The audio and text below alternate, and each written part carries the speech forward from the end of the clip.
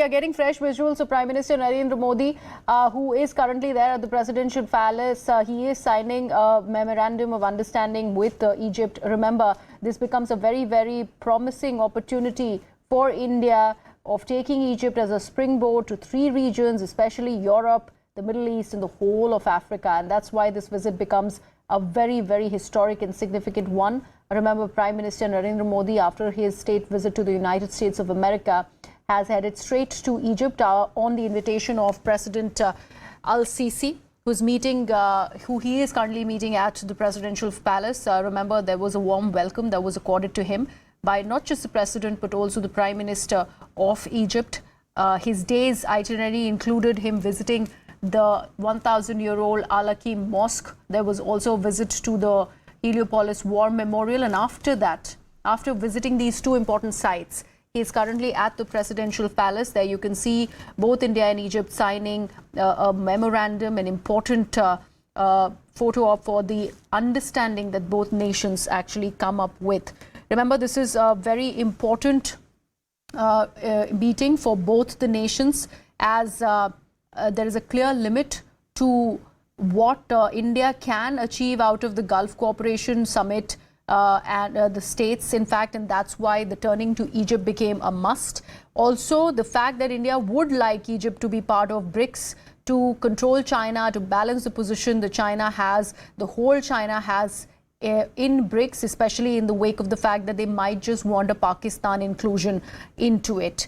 Now, there also an understanding that there is going to be a significant holding of conversation when it is about economy, meeting with business leaders. All of this will be on Prime Minister Modi's agenda, as there will be trade relations between India and Egypt that are going to be discussed, and the entire fact that this entire aspect makes the visit really, really significant, as Cairo, Egypt becomes a gateway to the major markets, not just in Europe, but also Africa for India. And this has also been the fact that India has been concerned about China's growing influence in Egypt. And that's why this another aspect becomes very, very strategic as far as this particular visit is concerned. Remember, China's bilateral trade with Egypt is currently at $15 billion, which is double than what India's currently stands at about 7.26 in 21-22. And we also are given to understand that the latest bilateral trade has reached 5.18 billion from April 22 to January 2023. This important visit of Prime Minister Narendra Modi is going to boost the trade between India and Egypt further. And there is also going to be a reach and broaden foreign policy outreach by India. Remember, India has opened almost 20 new missions on the African continent, and that becomes another significant point that we are raising. We also do understand how Egypt has lost its voice, especially in regional affairs, like in the Palestine, Ethiopia, and many African countries over the years.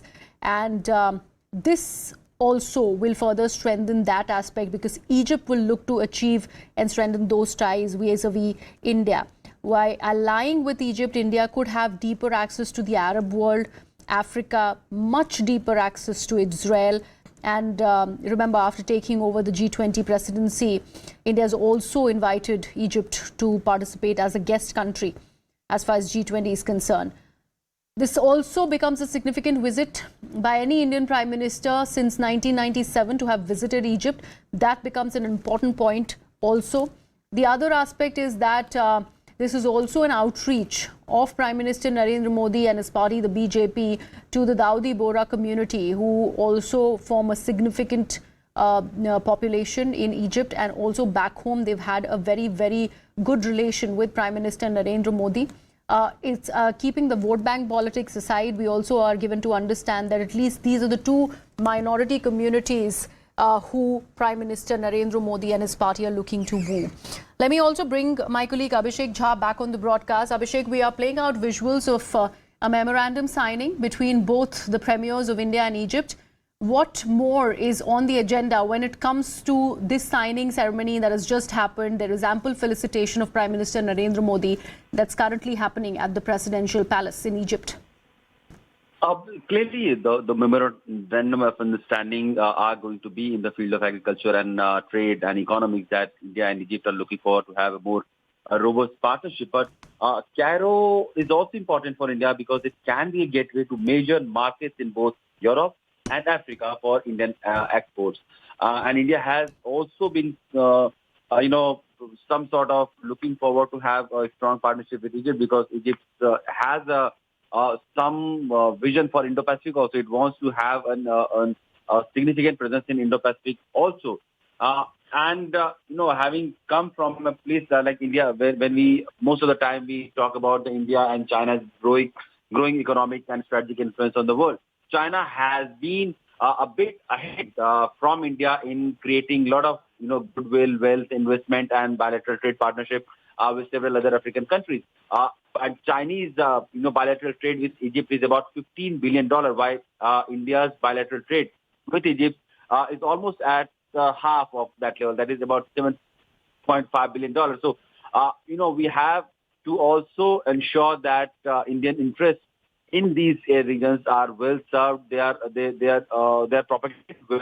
And what are the areas where India and Egypt can partner, where India and Egypt can look forward to have more opportunities is something that the Prime Minister Modi and Sisi, Egyptian president, are looking forward to. Defense is one area. Agriculture, imports is one of the area. Education and people-to-people engagement are the areas where the decision can happen, and how to bring in more people in each other's country for the purpose of tourism or for the purpose of business or employment or education is also that India and Egypt are talking about right now. Egypt has its voice in regional affairs like Palestine and Ethiopia and many African countries, and that influence is something that India can use for its geopolitical advantage if it ever needs. Recently, we have seen in the crisis of Sudan when thousands of Indians had to be evacuated because of this paramilitary and army forces started quarreling. Egypt was also one of the countries which has some influence over the Sudanese, fighting faction, and that helped also secure evacuation of so many people from that region. And allying with Egypt, India could have deeper access to the Arab world also, yes, to the African countries, and much deeper access to Israel also. Mm-hmm. Absolutely. And when it comes to further discussions on a range of areas, and this also includes trade and investment and renewable energy also, Abhishek, what more is on the cards vis-a-vis that? We also hear how there is going to be, like what had happened in the United States of America, meeting with the CEOs, important CEOs, so that India can invest further in Egypt.